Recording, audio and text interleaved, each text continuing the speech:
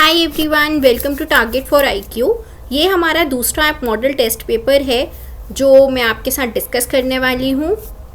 Haryana judicial services, जैसे कि आप सब जानते हैं, इसका नोटिफिकेशन आ चुका है। होपफुली आप सब ने अब तक फॉर्म भी भर दिए होंगे। चलिए तो हम शुरू करते हैं क्वेश्चन नंबर 1 के साथ। In which of the following cases it is obligatory for a magistrate to follow the judgment of the competent civil court. मतलब कौन से ऐसे केस होंगे जहाँ पे मैंडेटरली मजिस्ट्रेट को जो जजमेंट पास हो चुका है उसको फॉलो करने की ज़रूरत है। तो ये आपका इसका आंसर है, दैट इज़ मेंटेनेंस प्रोसीडिंग्स। और ये आपको कहाँ देखने को मिलता है? ये आपको देखने को मिलता है सेक्शन 479 में।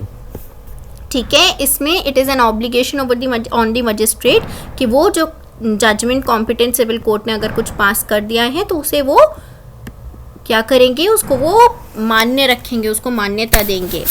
दूसरा question, the code of criminal procedure repealed. इसने कौन से सीआरपीसी से पहले कौन से ईयर का आया हुआ था जिसको इसने रिपील किया? तो इसने रिपील किया आपके 1898 के सीआरपीसी को। अ जज और मजिस्ट्रेट में हियर और commit for trial any case to और in which he is a party और personally interested with permission of. यानी कि अगर मान लीजिए किसी जज को, किसी मजिस्ट्रेट का कोई इंटरेस्ट है उस सब्जेक्ट मैटर में जो वो सुन रहे हैं, तो क्या वो अपने आप को उस मैटर से अलग कर सकते हैं? कह सकते हैं कि नहीं, मैं ये मैटर नहीं सुन सकता? जी हाँ, बिल्कुल वो कर सकते हैं अंडर सेक्शन 479 ऑफ सीआरपीसी। और ये किसकी परमिशन से करेंगे? एपेलेट कोर्ट की, जहाँ पर उनकी कोर्ट से अपील लाई करेगी उस कोर्ट की परमिशन से वो कर सकते हैं। Question number 4. Which of the following is competent to replace the executive magistrate with the judicial magistrate of first class in respect of provisions of section 108, 109, 110, 145, 147? देखिए यहाँ पे क्या कह रहा है, वो कह रहा है कि कौन ऐसा है जो एग्जीक्यूटिव मजिस्ट्रेट को रिप्लेस कर सकता है in place of the JM first class. कौन कर सकता है? वो स्टेट गवर्नमेंट कर सकती हैं, ठीक है, with the consultation of high court.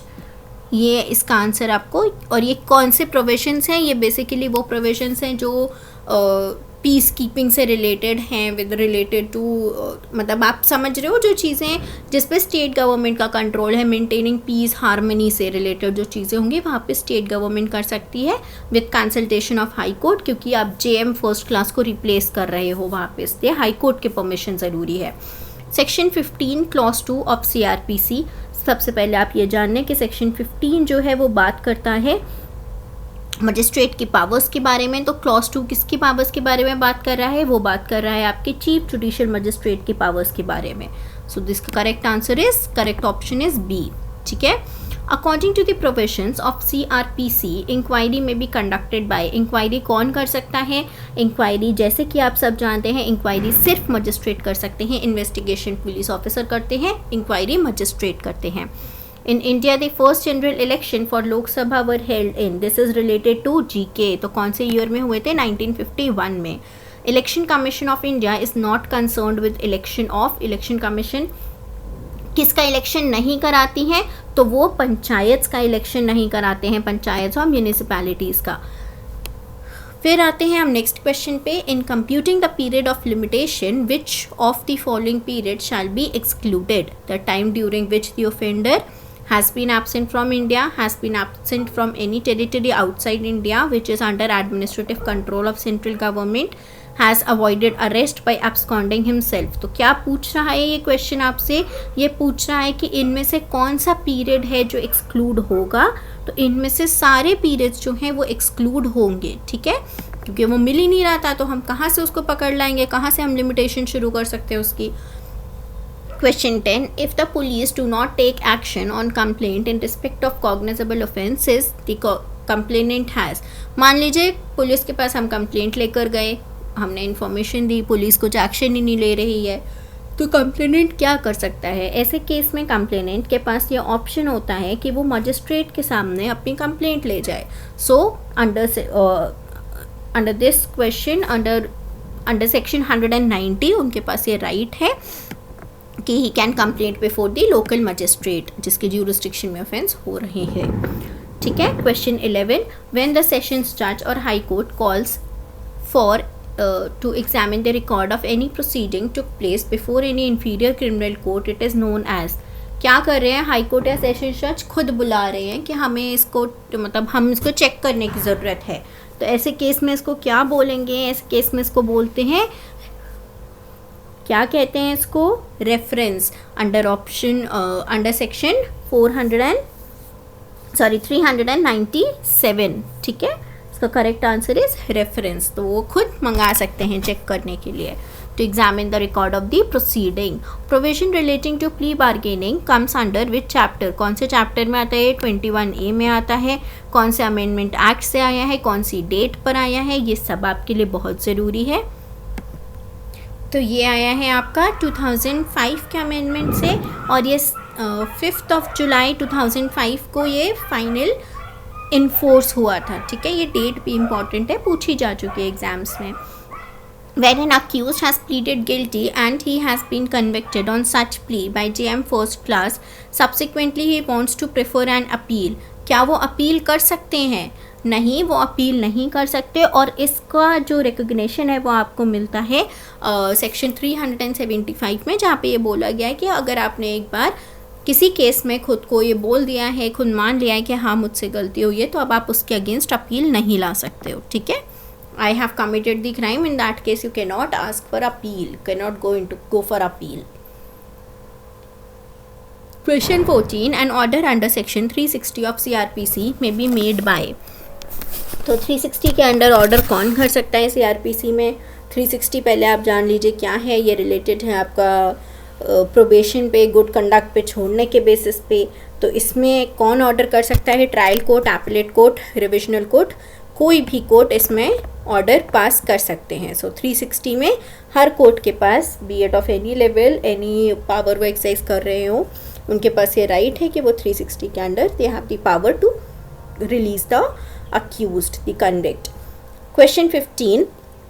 For the purpose of section 273, accused includes the person in relation to whom any proceedings has been commenced under which of the following chapter of CRPC. तो हम 273 की जब बात करते हैं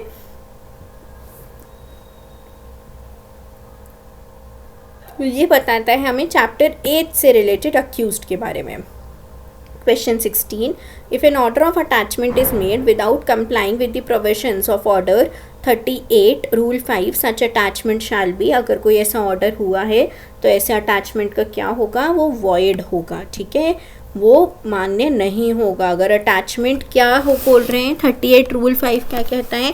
अगर उसके provisions के बेसिस पे आप कुछ नहीं अटैच कर रहे हो, यहाँ से हमारे कौन से शुरू हो गए? यहाँ से हमारा CPC शुरू हो गया है।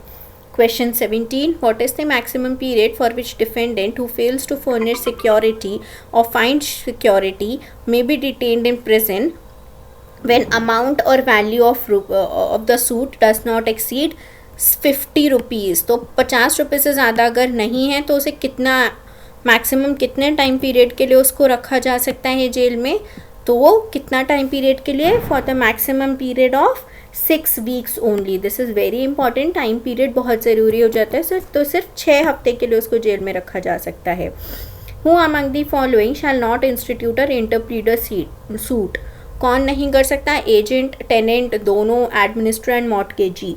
तो क्या आंसर है आपका कि दोनों, एजेंट और टेनेंट, ये नहीं कर सकते। और ये आपको कहाँ देखने को मिलेगा? ये आपको मिलेगा देखने को ऑर्डर 35 में, रूल 5 उसका, ठीक है। A person aggrieved by an order made under 73 of CPC has a remedy. 73 क्या बात करता है? ये आपकी बात करता है अपोर्शनमेंट, आपका वो होना चाहिए, डिस्ट्रीब्यूशन होना चाहिए इन द प्रोपोर्शन, उसमें जिस प्रोपोर्शन में उनका वो हो रहा है। हैज़ द रेमेडी ऑफ, इनके पास रेमेडी क्या है? इनके पास रेमेडी है रिविजन में जाने की, ठीक है। वेरी इंपॉर्टेंट, सेक्शन 73 के ऑर्डर के अंदर अगर आपको कुछ आप अग्रीव्ड हैं उस ऑर्डर से, तो आपके पास रेमेडी कहाँ दी हुई है? आपकी रेमेडी सिर्फ एक ही है कि आप जा सकते हो उसमें रिविजन के लिए, ठीक है। Moving on with the next question, question number 20. In any second appeal, High Court may determine any issue which has not been determined by lower court and necessary for disposal of appeal if. क्या कह रहे हो? कोई एक issue है second appeal में, court क्या उसको हाई कोर्ट उसे डिटरमाइन कर सकती है? कब कर सकती है? ये पूछ रहे हैं, वो कह रहे हैं ये ऐसा तब कर सकते हैं जब evidence of the record is sufficient, तब आप ऐसा कोई भी इशू को भी डिटरमाइन कर सकते हो। Question 21, which of the following property में be liable to attachment under section 60? कौन सी प्रॉपर्टी है जिसको आप अटैच कर सकते हो? Book of accounts, your right to sue of damages, any right of personal service. Section 60 आपको बताता है कि कौन सी प्रॉपर्टीज अटैच हो सकती हैं और कौन सी नहीं। जो लिस्ट दे रखी है उसमें ये तीनों प्रॉपर्टीज़ हैं जो अटैच नहीं हो सकती हैं, तो correct answer is option D. As per the provisions of Order 21, Rule 26, the execution of the decree may be stayed by. तो कौन उसको स्टे कर सकता है? उसको आप स्टे कर सकता है आपका both the court which passed the decree as well as the appellate court. ठीक है, option C is the correct answer. Question 23, who among the following cannot be arrested in execution of money decree? कौन सी बात हो रही है? ध्यान से देखिए, मनी डिक्री की बात हो रही है और अरेस्ट की बात हो रही है। तो किसको आप अरेस्ट नहीं कर सकते हो? आप किसी भी 23 के हिसाब से अगर आप देखेंगे तो आप किसी भी वुमन को अरेस्ट नहीं कर सकते हो as per section 56 of CPC। Question number 24, a decree for specific performance of a contract में be executed by. Specific performance of a contract ये आपको देखने को मिलेगा ऑर्डर 21 रूल 32 के अंदर कि किस तरह से आपको आप इस तरह के जो भी आपका स्पेसिफिक परफॉर्मेंस है उसको किस तरह से आप एग्जीक्यूट करा सकते हो उस डिक्री को। Attachment of property of judgment debtor, detention in civil prison, either A और बी और बोथ ए एंड बी। इसका आंसर क्या होगा? इसका आंसर है सी। आप उनकी प्रॉपर्टी को अटैच भी करा सकते हो या उनका डिटेंशन भी करवा सकते हो सिविल प्रिजन में। सो इट्स ईदर ए और B. Moving on with the next question, which of the following is known as equitable execution? तो equitable execution की बात कौन करता है? Equitable execution क्या होता है? पहले तो it is basically an execution which is done through appointment of a receiver और इसको हमें देखने को मिलता है सेक्शन 51 के अंदर। ठीक है, सो ऑप्शन इससे देखेंगे तो इसके हिसाब से option A is the correct answer equitable execution का। फिर आते हैं हम क्वेश्चन नंबर 26 पे, where any property has been attached in execution of decree and the court for any reasons passes an order dismissing the execution application but omits to give direction as to attachment, then such attachment shall. अगर मान लीजिए कोई decree थी, उसकी execution के चलते कोई property को अटैच कर लिया गया, लेकिन बाद में जो एग्जीक्यूशन था उसको डिसमिस कर दिया गया, तो उस अटैचमेंट का क्या होगा? उस अटैचमेंट पे क्या फ़र्क पड़ेगा ऐसे डिसमिसल का? तो वो अटैचमेंट को भी मान लिया जाएगा कि वो भी अब रोक दिया गया है, मतलब कि वो प्रॉपर्टी अब रिलीज हो गई है। It shall be deemed to have been seized. Question 27, the sale of immovable property in execution of decree shall not take place without the written consent of judgment debtor and expiration of at least how much time has been given? Expiration of at least 15 days. So correct option is option number C. Question 28, a fresh proclamation of sale is to be issued if the sale is adjourned for longer period then. क्या अगर देखिए cell directly नहीं होता है, पहले उस property को attach किया जाता है, फिर प्रोक्लेमेशन होता है कि हाँ हम इस प्रॉपर्टी को, प्रोक्लेमेशन होगा, अटैचमेंट होगा, फिर बोला जाएगा कि हाँ अब हम इस प्रॉपर्टी को बेच देंगे। तो कितना टाइम पीरियड देना चाहिए बेचने से पहले? डायरेक्ट आप बेच नहीं सकते हो। So how much time period has been given? The correct answer for this question is option B, that is 30 days। ठीक है, question number 29, the registered address furnished in the statement shall hold good for how much period after final determination of the cause और matter. तो क्या पूछ रहा है यहाँ पे? रजिस्टर्ड एड्रेस को आपको कितना टाइम पीरियड में देना होगा? आपको देना होता है इसको with in period of 2 years। It shall B hold good for 2 years after determination of cause और matter. Question 30, a petition for divorce by mutual consent may be presented to the High Court by both the parties together on the ground that they have been living separately for how much time? ये कहाँ पे बात कर रहा है? ये आपका mutual consent of divorce की बात कर रहा है जो दे रखा है आपका section 13B of Hindu marriage act में। आप डिस्ट्रिक्ट कोर्ट के पास लेके जाते हो, कितना टाइम पीरियड से आप अलग रह रहे हो, तो इसका टाइम पीरियड कितना दे रखा है? इसका टाइम पीरियड दे रखा है 1 year और मोर। ठीक है, तो कम से कम 1 साल तो आप अलग रह रहे होगे उससे पहले। Question 31, which of the following form of marriage is best form of Hindu marriage? So total 8 तरह की मैरिजेस हैं जिनको रिकॉग्नाइज मतलब हम जानते हैं हिंदू धर्म के हिसाब से, जिसमें से जो ब्रह्म फॉर्म ऑफ मैरिज है that is considered as the best form of marriage. ठीक है, option A is the correct answer. Question number 32. In which of the following cases it has been held that father's self-acquired property which is given to his son by way of will or gift retains the character of self-acquired property and will not become ancestral unless contrary intention is expressed in the testament. देखो क्या कह रहे हैं, वो कह रहे हैं father की, देखिए दो तरह की प्रॉपर्टी हो सकती है, या तो उन्हें खुद कमाई हो या उन्हें पुश्तैनी कोई जायदाद मिलती आ रही हो, that is considered as the HUF property, या फिर जॉइंट फैमिली की प्रॉपर्टी, वो सब उनकी मिल रही है, वो एंसेस्ट्रल प्रॉपर्टी है. तो दो तरह की होंगी, सेल्फ अक्वायर्ड या एंसेस्ट्रल. अगर कोई सेल्फ अक्वायर्ड प्रॉपर्टी है और वो उस प्रॉपर्टी को विल के या गिफ्ट के माध्यम से अपने बच्चों को दे रहे हैं, अपने बेटे को, बेटी को, किसी को भी दे रहे हैं, तो वो प्रॉपर्टी का जो कैरेक्टर है वो सेल्फ अक्वायर्ड ही माना जाएगा. ये बात आपकी कौन से केस में बोली गई, ये बात आपकी रिकॉग्नाइज की गई थी in the case of Govind भाई छोटा भाई पटेल वर्सेस पटेल रमन भाई माथुर भाई. तो प्रॉपर्टी का नेचर चेंज नहीं होगा, वो उसी नेचर की रहेगी जिस नेचर की वो थी अगर वो गिफ्ट या विल के थ्रू जा रही है, जब तक कि कॉन्ट्रेरी इंटेंशन नहीं दिया गया हो उस डॉक्यूमेंट में जिससे उसको ट्रांसफ़र किया जा रहा है. ठीक है, उस इंस्ट्रूमेंट में जिससे उसे ट्रांसफ़र किया जा रहा है. Question number 33. A separate property of Hindu male dying intestate is succeeded by. अगर separate property है कोई हिंदू मेल की है जो intestate जिनकी डेथ हो रही है तो shall be succeeded by mother. देखिए यहाँ पे बात हो रही है क्लास 1 एयर और क्लास 2 एयर्स की.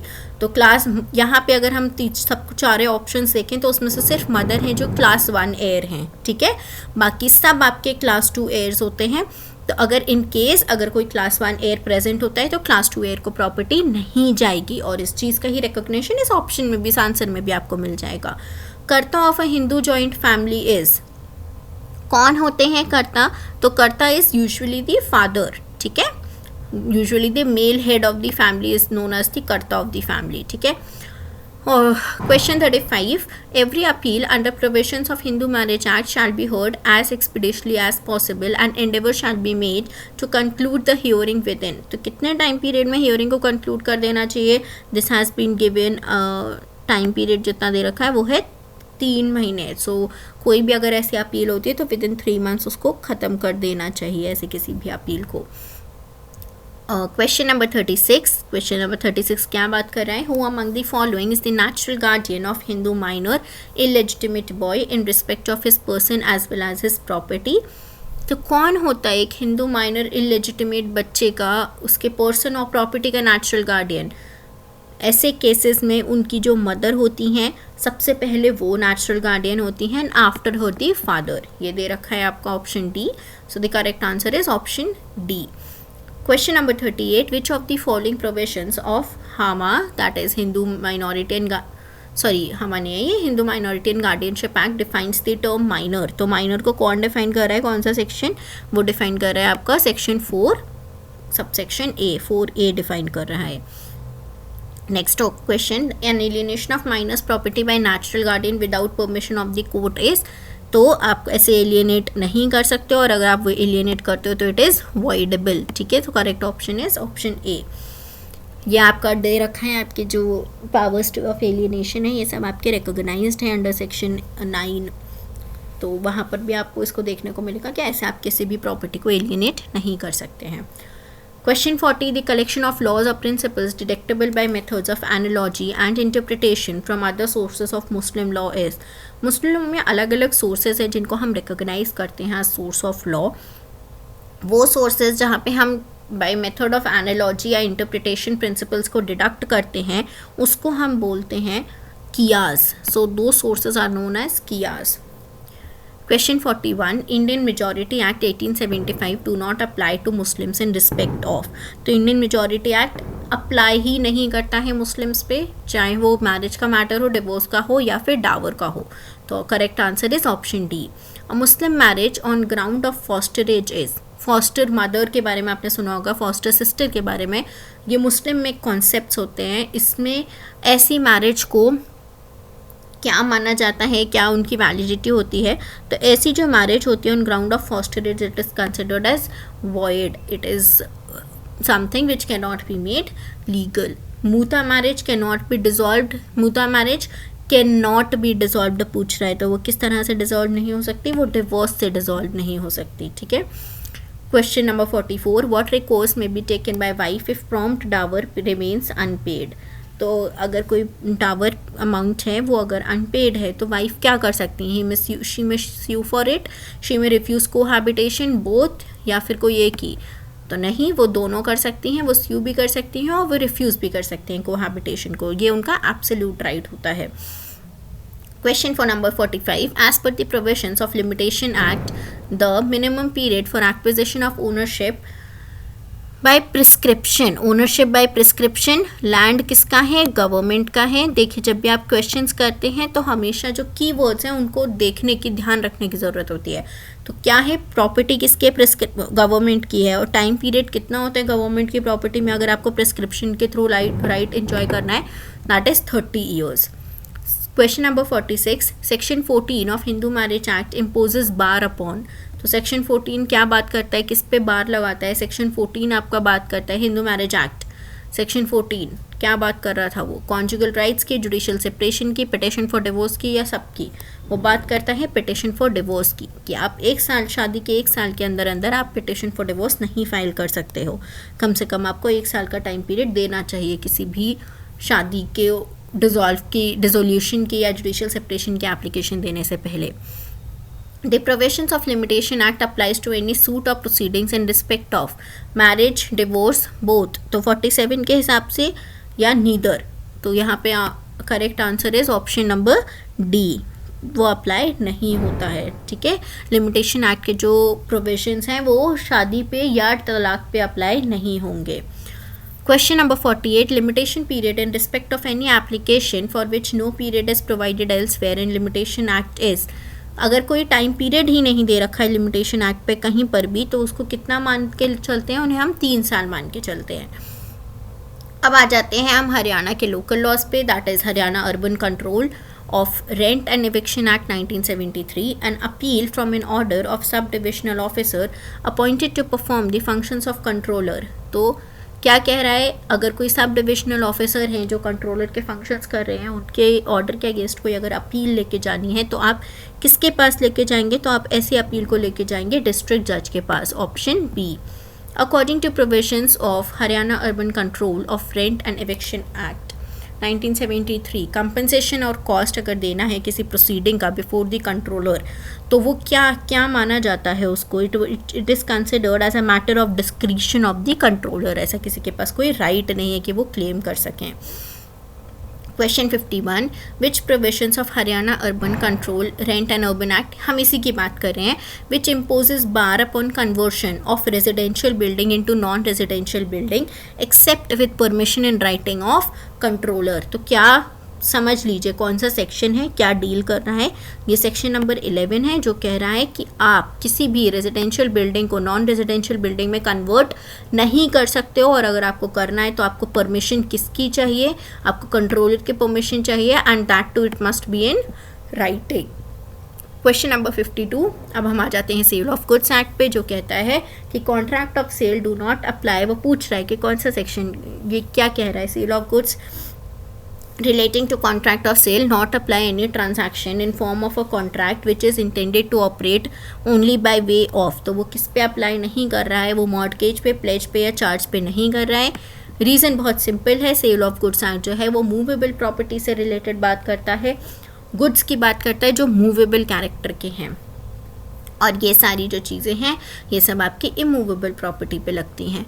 Question 53, under the sale of goods act the delivery can be symbolic, actual, constructive, या हर इनमें से सब तरह से, तो डिलीवरी इन चारों तरह से हो सकती है, it can be symbolic, actual और constructive। According to the provisions of sale of goods act, court में अवॉर्ड इंटरेस्ट, तो इंटरेस्ट कितना रेट पे हो सकता है, यहाँ पे क्वेश्चन ये पूछ रहा है, तो it can B at any rate which the court thinks fit. So option C is the correct answer. The Prohibition of Sale of Goods Act 1930 provides that prima facie the risk prima facie passes. तो वो कब पास हो जाता है? Risk prima facie passes with question 55. The correct answer is it passes with the property.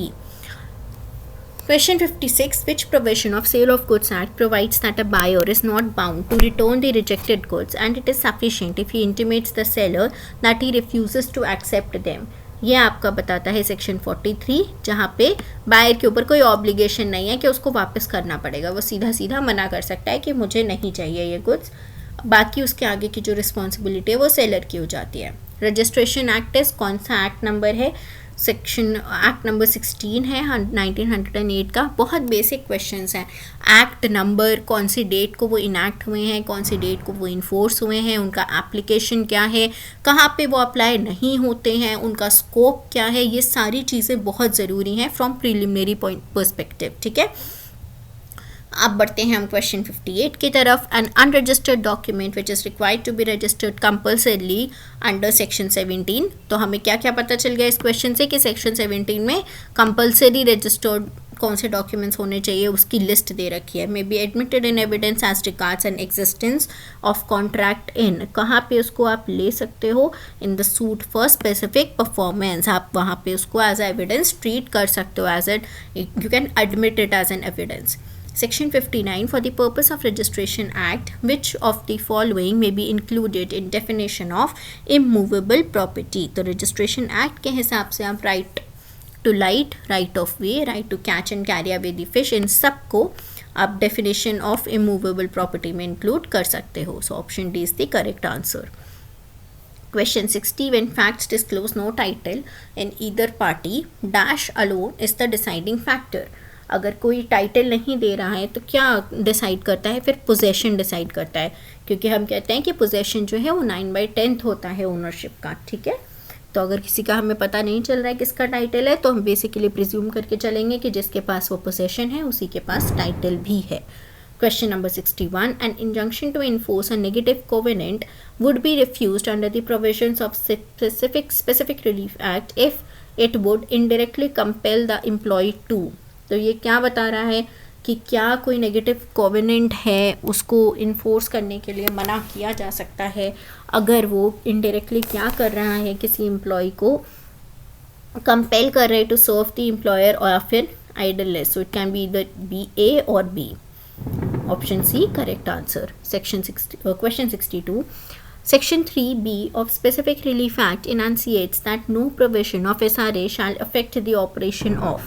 तो क्या कह रहा है ये? क्या 3B क्या बात कर रहा है? It shall not know provision of SRA effect the operation of Indian registration act. बाकी सब पे SRA का एप्लीकेशन हो सकता है बट रजिस्ट्रेशन एक्ट पे कोई फ़र्क नहीं पड़ेगा. Question 63. Section 5 of specific relief act 1963 is what? Section 5 क्या बात करता है आपका स्पेसिफिक रिलीफ एक्ट का? वो बताता है कि आपका recovery of specific immovable property के बारे में. तो हाँ, वो डिक्लेरेटरी प्रोविजन है और हाँ बिल्कुल वो इनेबलिंग प्रोविजन भी है. सो जो करेक्ट आंसर है इसका वो हो जाएगा option number D, both A and B. As per provision of section 6, who among the following cannot institute a suit for recovery of possession of immovable property?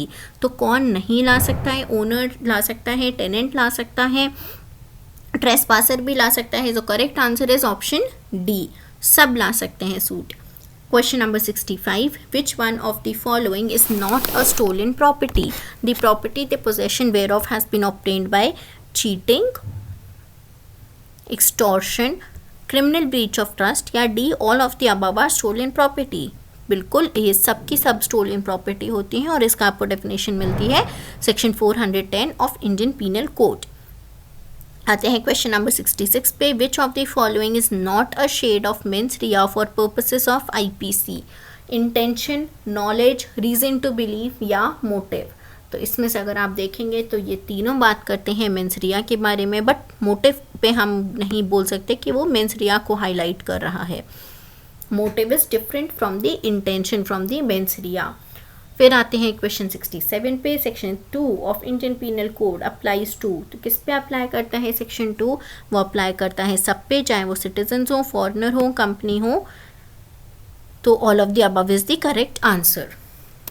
Question 68. A commits an offence by creeping into a ship at a porthole between the decks. Thus he commits an offence for which he may be punishable under. तो अगर आप इसको देखेंगे तो इसका correct answer is option number D. 448 के हिसाब से उसने जो ऑफेंस किया है that is punishable.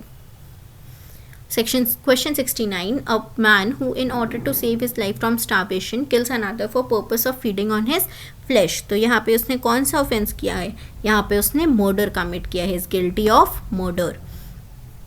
Question 70. The maxim Militia supplet etitem applies to which of the following provisions of Indian Penal Code?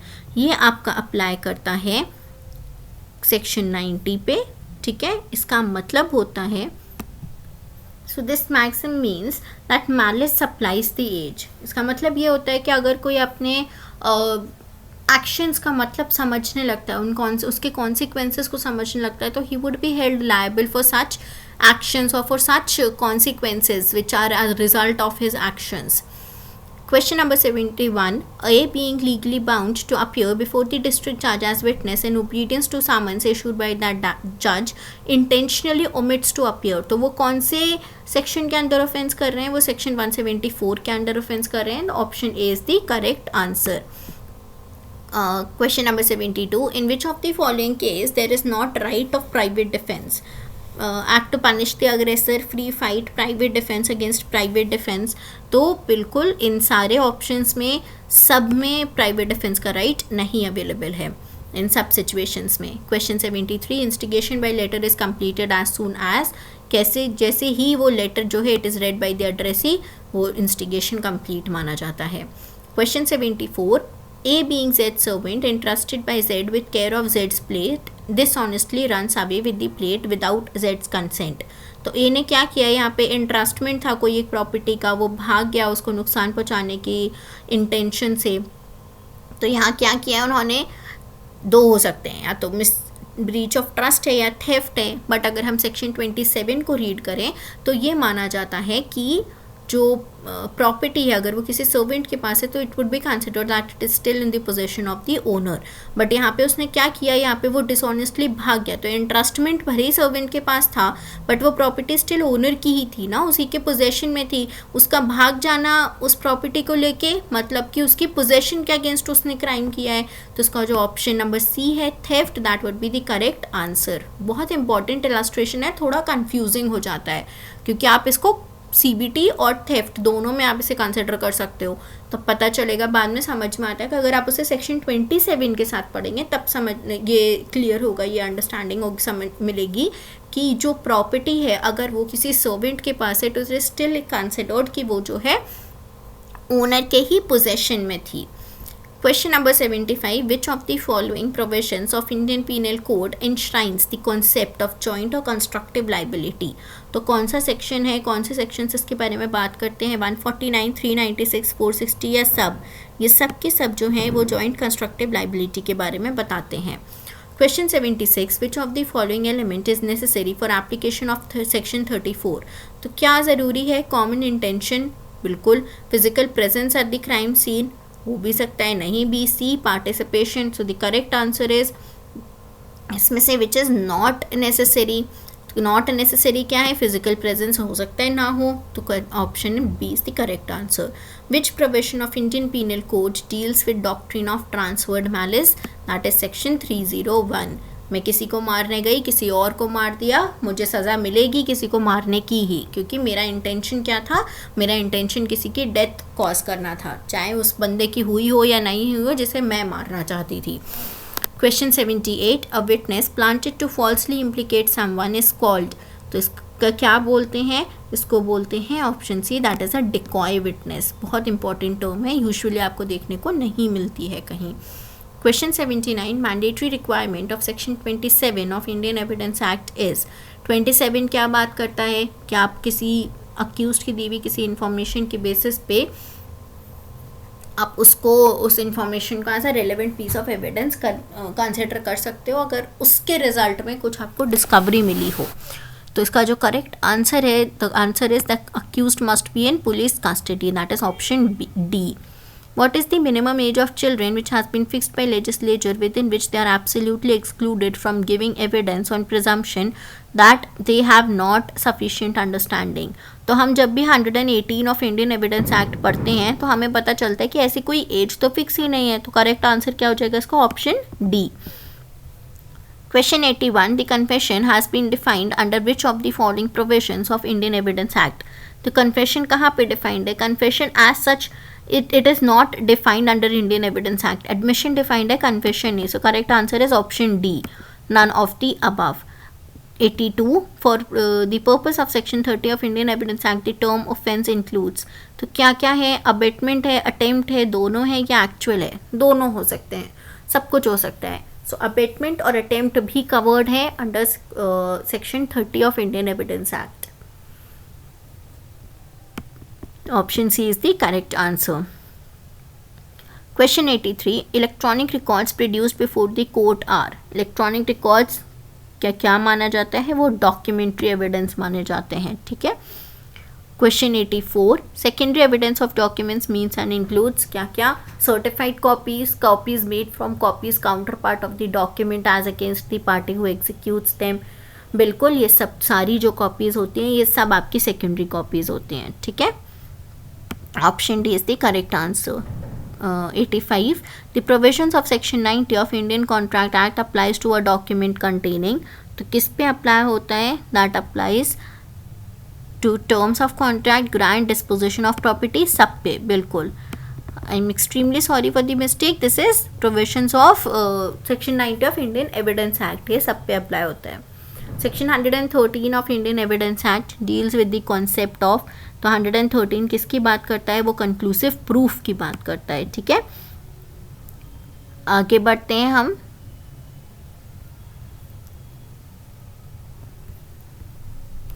Hundred 112 बात करता है कंक्लूसिव प्रूफ की। विच of the following is the first stage during the examination of witness? तो क्या क्या होता है? Examination in chief होता है, क्रॉस एग्जामिनेशन होता है, री एग्जामिनेशन होता है। तो पहली स्टेज क्या हो गई? Examination in chief. Question 88. What is the theme of All India Annual State Ministers Conference on Water? उसकी थीम थी आपकी option B, that is water vision at the rate 2047. Question 89. Which of the following was the first movement that was led by Mahatma Gandhi? तो कौन सा पहला movement था? That was Champaran सत्याग्रह, ठीक है। ये हुआ था आपका 1915। फिर who was 1916 sorry, who was the father of Guru Nanak Dev ji? Guru Nanak Dev ji के फादर कौन थे? वो थे मेहता कालू जी, ठीक है। Question 91. What is the actual name of Swami Vivekananda ji? तो उनका जो एक्चुअल नेम है that is Narendra Nath Datta, that is option B. These are related to general knowledge, जो कि हमारा हरियाणा का इम्पॉर्टेंट पार्ट फॉर्म करते हैं। आगे बढ़ते हैं हम क्वेश्चन 92 पे। Who is the first bowler to make a hat trick in the first over of Ranji trophy match? तो ये किसने ये एक आपका बोल सकते हैं कि एक हैट ट्रिक, एक रिकॉर्ड फॉर्म करा है, ये किया है आपके जयदेव उनंतकांत ने, दैट इज ऑप्शन ए। फिर आते हैं हम नेक्स्ट क्वेश्चन पे। The cabinet has cleared India's National Green Hydrogen Mission which aims to make country a global green hydrogen hub. तो ये स्टेट, कौन सी स्टेट या यूटी ने सजेस्ट किया सेंटर को? Has been suggested by the centre to grant migrated minority status. तो ये किया गया है आपका दिल्ली गवर्नमेंट ने, ठीक है। और ये किसके लिए क्या गया है? The Delhi government has suggested that centre can grant migrated minority status to Hindus who moved from Jammu and Kashmir to Delhi where they were a religious minority earlier, ठीक है। Question 94. Which of the following continent has highest number of countries? तो ये आपका है कौन से continent में highest number of countries? That is Africa. बहुत इंपॉर्टेंट है, ये ध्यान रखिएगा। क्वेश्चन 95, व्हाट इज परम सिद्धि? परम सिद्धि क्या है? परम सिद्धि इंडिया का AI सुपर कंप्यूटर है Param Siddhi. Question 96, India aims to achieve $5 trillion economy, तो हम कब तक ये अचीव करना चाह रहे हैं? 2024-25 तक। Question 97, which country has declared a medical emergency after malnutrition and other diseases brought by gold mining? तो कौन सी कंट्री ने किया है? ब्राज़ील के हेल्थ मिनिस्टर ने रिसेंटली ये मेडिकल इमरजेंसी को डिक्लेयर किया था। Question 98, A hires a carriage of B, the carriage is unsafe. B is not aware of the faults existing in the carriage. A is injured due to the faults in the carriage during his journey. तो क्या होगा यहाँ पे? जी हाँ, बिल्कुल B liable होगा। Option A is the correct answer. 98, option A. Question 99, a person employed to do any act for another to represent another in dealings with the third person, इसको आप क्या बोलोगे? ये यूजुअली आप जानते हैं, ये एजेंट के नाम से जाने जाते हैं। So option C, who among the following cannot be an agent?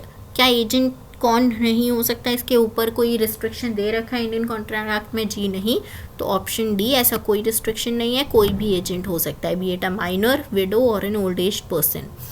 101, a guarantee which the creditor has obtained by means of keeping silence as to material circumstances is invalid. ये दे रखा है आपका 142, 143 में। सो ये जो आपका होगा इसका आंसर है B, option B.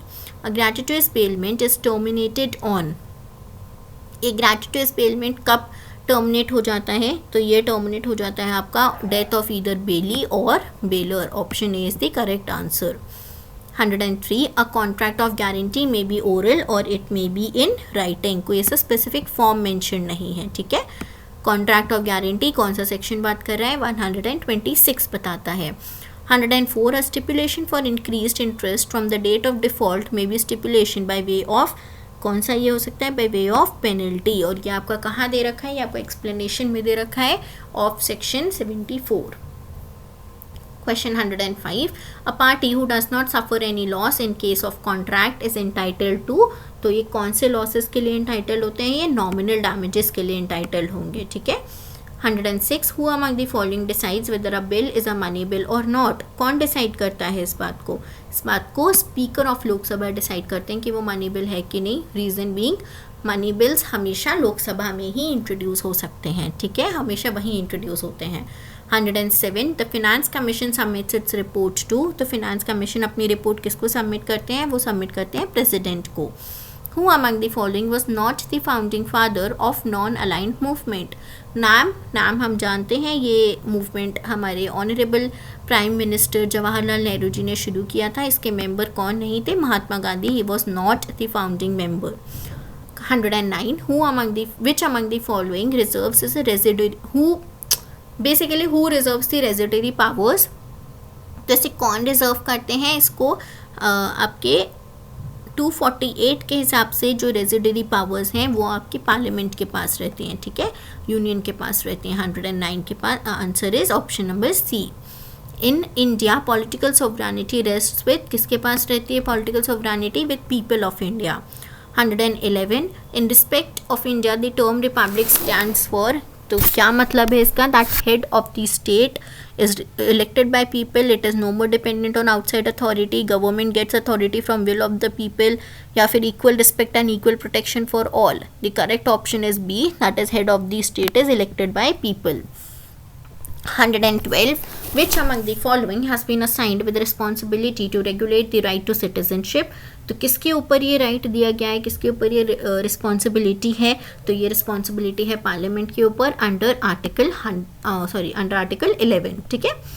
Question 113, the freedom to reside and settle in any part of territory of India is subject to, तो क्या उसके ऊपर रिस्ट्रिक्शंस हैं रिसाइड करने पे? तो उस पर जो रिस्ट्रिक्शंस हैं वो हैं option A, protection of interest of schedule classes, ठीक है, interest of public. So it is 113 का option is a.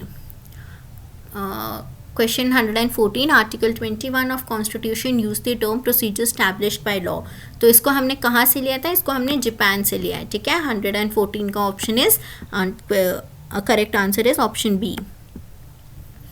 115 Article 24 imposes bar upon the children from being employed to work in factory or mine or hazardous employment where age of the children is कितने से कम होनी चाहिए उनकी उम्र जब उनको आप एम्प्लॉय नहीं कर सकते हो, below the age of 14 years.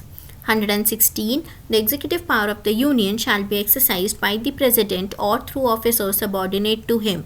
तो किस तरह से उसको एक्सरसाइज किया जाएगा? It shall be in accordance with the constitution. 117 The term flagrante delicto, तो किसका मतलब क्या होता है इस टर्म का? इसका मतलब होता है in the commission of an offence. Question 118 Limitation period to record an adjustment or satisfaction of the decree is, कितने टाइम में हो जाना चाहिए? That is 30 days. That is a limitation period. 119 Question number which article to Limitation Act deals with limitation period for leave to appear and defend the suit under summary procedure? तो summary procedure के लिए आप जो period है आप कितने time में apply हो कर सकते हो? That is given under article 118. ठीक है, option C.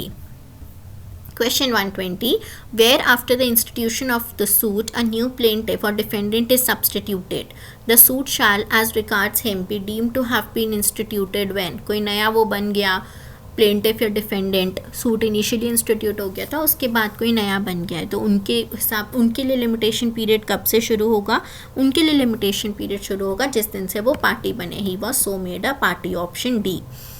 Question 121 Which of the following provisions of Limitation Act shall not apply to cases arising in territories to which Indian Easement Act may for time being extend? तो इसका correct answer is option D. 25, 26, 2F. इन सब में limitation act जो है वो apply नहीं होगा. ठीक है. Question 122 The maxim cogitationis poenim nemo patitur, ये किस पे आप इसका मतलब क्या होता है? That no one deserve punishment for his thoughts. Just because आप कोई थॉट्स एंटरटेन कर रहे हो आप उसके लिए पनिशेबल नहीं होगे. क्वेश्चन 123 पंजाब कोर्ट्स एक्ट से रिलेटेड है ये. सेक्शन 18 किसका मेंशन नहीं करता है? तो वो मेंशन नहीं करते हैं आपके कोर्ट ऑफ असिस्टेंट डिस्ट्रिक्ट जज का. 124 Local limits of jurisdiction of Civil Judge Senior Division and Civil Judge Junior Division shall be such as defined by, तो क्या होगा इसका correct answer? That is as defined by the High Court. Option C. Question 125 As per the provisions of Section 38 of Punjab Courts Act, an appeal from a decree or order of additional district judge exercising original jurisdiction shall lie to, तो किसको लाई करेगी? कोई भी appeal under section 38 वो लाई करेगी to the high court. इसके साथ हमारे टोटल 125 क्वेश्चंस यहाँ पे ख़त्म होते हैं. ये एक तरह से आप समझ सकते हो कि इसी पैटर्न पे इस हिसाब से आपके हरियाणा के मेंस प्रीलिमिनरी एग्जामिनेशन के क्वेश्चंस सेटअप होते हैं. ऐसे ही और ही क्वेश्चंस करने के लिए और सारे पेपर्स सॉल्व करने के लिए ज्वाइन करिए हमारी हरियाणा प्रीलिमिनरी एग्ज़ाम की टेस्ट सीरीज़, जो कि आज से आपको मतलब आज से नहीं काफ़ी टाइम से वो आपको अवेलेबल है. आई होप ये आपको हेल्पफुल रहे आने वाले एग्ज़ाम्स के लिए. मिलते हैं नेक्स्ट वीडियो लेक्चर में. तब तक के लिए नमस्ते. Thank you. बाय.